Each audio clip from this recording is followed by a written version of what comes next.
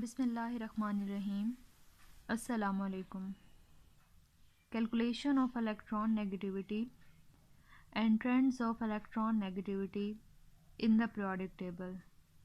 इससे पहले हम इलेक्ट्रॉन नेगेटिविटी के बारे में पढ़ चुके हैं कि इलेक्ट्रॉन नेगेटिविटी दरअसल दो बॉन्डेड एटम्स के दरमियान इलेक्ट्रॉन पेयर को अपनी तरफ खींचने की सलाहियत को कहते हैं। इलेक्ट्रॉन नेगेटिविटी को कैलकुलेट करने के लिए तारीख़ में बहुत से साइंटिस्ट का नेम मौजूद है, लेकिन सबसे पहले पॉलिंग एक साइंटिस्ट थे जिन्होंने इलेक्ट्रॉन नेगेटिविटी को कैलकुलेट किया।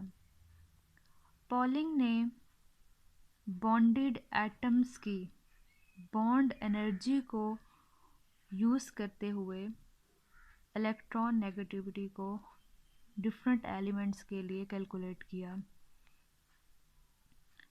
पॉलिंग ने दो एटम्स के दरमियान जो एक्सपेक्टेड बॉन्ड एनर्जी थी और जो एक्सपेरिमेंटली डिटरमिन्ड बॉन्ड एनर्जी थी, उन दोनों का डिफरेंस निकाला और फिर इससे इलेक्ट्रॉन नेगेटिविटी को डिफरेंट एलिमेंट्स के लिए मालूम किया।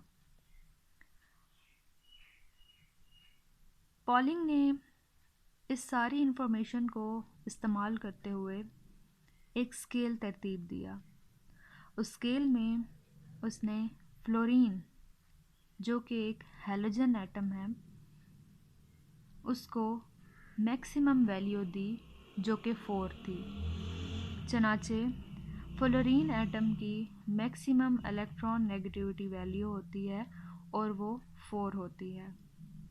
उसके बाद जितने भी एटम्स थे, जितने भी एलिमेंट्स थे, उनकी इलेक्ट्रॉन नेगेटिविटी को फ्लोरीन एटम से कंपेयर करके मालूम किया गया।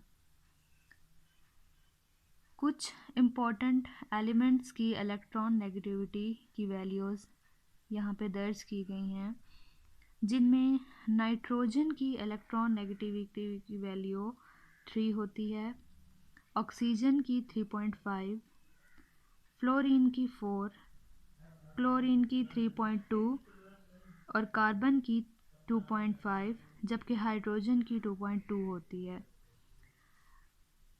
ये कुछ इम्पॉर्टेंट एलिमेंट्स हैं जिनकी इलेक्ट्रॉन नेगेटिविटी की वैल्यू आपको ज़रूर पता होनी चाहिए। ये आपने क्वेश्चन खुद से सॉल्व करना है, पीरियोडिक टेबल को खोलना है और उसमें आपने ये देखना है कि मैक्सिमम तो फ्लोरीन एटम की होती है, तो मिनिमम कौन से एलिमेंट की होगी।